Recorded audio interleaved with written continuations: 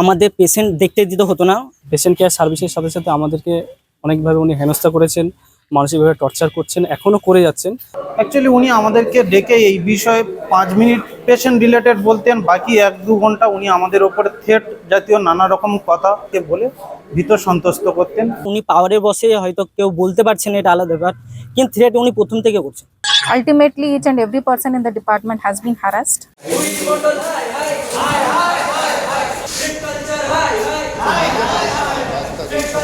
আরজি করে স্মৃতি উস্কে ট্রেড কালচারের অভিযোগ বাঁকুড়া সম্মিলনী মেডিকেল কলেজে। চেস্ট মেডিসিন বিভাগের জুনিয়র চিকিৎসকরা ওই বিভাগের প্রধান অভিজিৎ মণ্ডলের বিরুদ্ধে ট্রেড কালচারের অভিযোগ তুলেছেন। ইতিমধ্যেই ওই বিভাগের জুনিয়র চিকিৎসকরা বিষয়টি নিয়ে স্বাস্থ্য ভবনকে লিখিতভাবে অভিযোগ জানিয়েছেন। থ্রেড কালচার ছিল না এটা বলা ঠিক হবে না, ছিল, কিন্তু আমরা হয়তো সাহস পাইনি, সেই জন্য উঠে আসতে পারিনি। এবার এতটাই বেড়ে গেছে যে এখন পিঠ থেকে গেছে, সেই জন্য আমাদেরকে এইসব পদক্ষেপ নিতে হচ্ছে। হ্যাঁ, এবার সেটা তো প্রতিনিয়ত প্রত্যেক দিন আমরা কোনো না কোনোভাবে টর্চার ফেস করছি।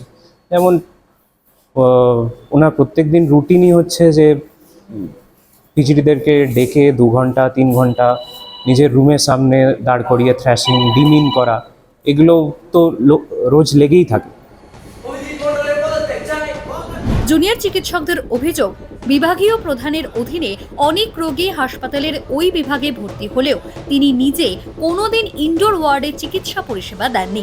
এমনকি ওই বিভাগের জুনিয়র চিকিৎসকদের পরিষেবা দেওয়ার ক্ষেত্রেও ওই বিভাগীয় প্রধান বাধা দেওয়ার চেষ্টা করেন বলে অভিযোগ পেয়েই স্বাস্থ্য ভবনের নির্দেশে 7 সদস্যের কমিটি গঠন করে তদন্ত শুরু করেছেন বাঁকুড়া সম্মিলনী মেডিকেল কলেজ কর্তৃপক্ষ।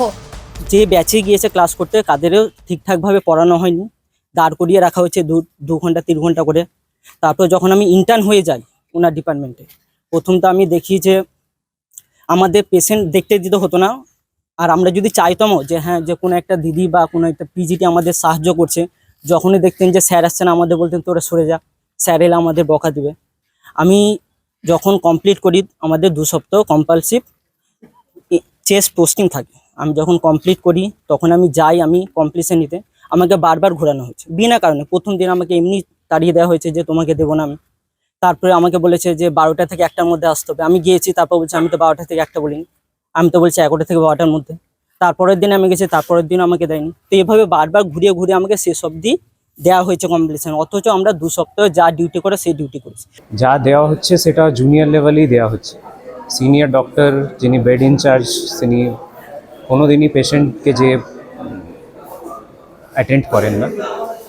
পেশেন্ট রিলেটেড যে কোনো ইনভেস্টিগেশন বা যাই আছে সেগুলো করা হয় না, বা ডিলে ইন ট্রিটমেন্ট হয়। যারা ক্যান্সার পেশেন্ট হয় তাদের জন্য সিটি গাইডেড এফএনএসি বা ব্রঙ্কোস্কোপি, এগুলো খুবই গুরুত্বপূর্ণ ইনভেস্টিগেশন, কিন্তু সেগুলো রেগুলার বেসিসে হয় কিছু একটা ফোন কল করে বা কোনো একটা প্রবলেম ক্রিয়েট করে ওগুলো ডিলে করা হয়।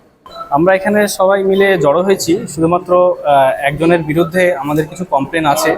তিনি হচ্ছেন আমাদের চেস্ট মেডিসিনের হেড ডক্টর অভিজিৎ মণ্ডল। ওনার বিরুদ্ধে অনেকগুলো অ্যালিগেশন আছে। তো সেই বিষয়ে স্বাস্থ্য ভবন থেকে আমাদের কলেজ লেভেলে একটা ইনকোয়ারি কমিটি শুরু হয়, সেটা চলছে। এবং সেই কমিটির ইনকোয়ারি কমিটি শুরু হওয়ার পরে থেকে আমরা যে সমস্যাগুলো দেখেছি, আমরা যে সমস্যাগুলো পেয়েছি, যেমন পেশেন্ট কেয়ার সার্ভিস, বা আমরা যারা পেশেন্ট কেয়ার সার্ভিস দিতে ইচ্ছুক তাদেরকে পেশেন্ট কেয়ার সার্ভিস তো উনি একদমই দেননি বছরের পর বছর। উনি আসার পরে একটাই কাজ ওনার, সেটা হচ্ছে কি যে পেশেন্ট কেয়ার সার্ভিস সেটা না দিয়ে, সেটা বাদ দিয়ে আমাদের সাথে যে অ্যাক্টিভিটিগুলো করা হয় সেই অ্যাক্টিভিটিগুলো উনি করেন, যাতে আমরা আর পেশেন্ট কেয়ার সার্ভিস আরও ভালো না দিতে পারি। উনি আসেন, আমাদের ঘন্টার পর ঘন্টা দাঁড় করিয়ে রাখেন, পেশেন্ট কেয়ার সার্ভিস ব্যাহত হয়। উনি কোনো একাডেমিক অ্যাক্টিভিটি করেন না, আমরা কিছু শিখতে পারি না সেরকমভাবে ওনার আন্ডারে। আমরা যেগুলো আশা করি একজন গাইডের কাছ থেকে, যে জিনিসগুলো আমরা আশা করি সেগুলো আমরা একদমই পাই না। ক্লাস কোনোভাবে আমাদের হয় না। যদিও বা উনি ক্লাস নেন, সেই ক্লাসের নাম করে উনি আমাদের টর্চার করেন। হ্যাঁ, মুখে একটা কথা আমি বলে দিলাম, সেটা কিন্তু ডকুমেন্ট করি, সেগুলো কিন্তু সলিড এভিডেন্স আমাদের কাছে দে, তাহলে আমাদের সুবিধা হয়। তো আমি তো বলেছি time and again I have আটার দিস টু যারা এসেছে আমার কাছে অন্তত এসেছে, বাবা আমাদেরকে হেল্প কর। জুনিয়র চিকিৎসকদের সেই অভিযোগ পাওয়ার পরেই তদন্ত কমিটি গঠন করে দ্রুত রিপোর্ট পাঠানোর নির্দেশ দেয় স্বাস্থ্য ভবন। জুনিয়র চিকিৎসকদের দাবি, অভিযুক্ত চিকিৎসক তদন্ত কমিটিকে প্রভাবিত করার চেষ্টা করছেন। এবং এনকোয়ারি চালু হওয়ার পরে উনি জিনিসটা আরোই বাড়িয়েছেন। আগে যতটা আমরা টর্চার হতাম, এখন প্রতিদিনই আমরা কোনো না কোনোভাবে আমাদের ক্যারিয়ার, আমাদের ফিউচার নিয়ে আমরা কিন্তু থ্রেট পেয়েই যাচ্ছি। কতটা আতঙ্কিত? আমরা খুবই আতঙ্কিত। আমি চাই যেন এই জিনিসটা খুব একটা ট্রান্সপারেন্টলিভাবে হোক, স্বাস্থ্য ভবন থেকে একটা এনকোয়ারি কমিটি করা হোক আর ওনাকে ইমিডিয়েট পাওয়ার থেকে সরানো হোক। কর্তৃপক্ষ বলছে যে এনকোয়ারিটা চলতে থাকবে, একটা টাইম লাগবে, কিন্তু আমরা চাই জিনিসটা যেন তাড়াতাড়ি হোক, কারণ দিন যত যাচ্ছে আমাদের উপরে হ্যারাসমেন্ট, টর্চার, একটা যে থ্রেট, সেই ব্যাপারটা আরও বাড়ছে দিনকে দিন। হাসপাতালের সুপার ও এই তদন্ত কমিটির আহ্বায়ক অর্পণ কুমার গোস্বামী জানিয়েছেন, অভিযোগ পাওয়ার পরে প্রাথমিক তদন্ত রিপোর্ট স্বাস্থ্য ভবনে পাঠানো হয়েছে।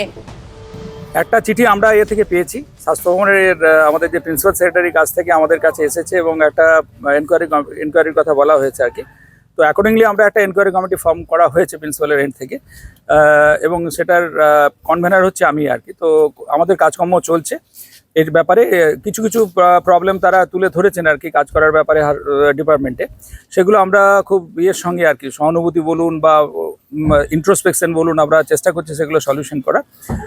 এই প্রসঙ্গে একটা কথা বলি, যে কমিটির কাজকর্ম চলছে তাতে যেহেতু আমি এটাতে কনভেনার আছি, তো আমাদের ইন্টারিম রিপোর্ট একটা আমরা অলরেডি পাঠিয়ে দিয়েছি।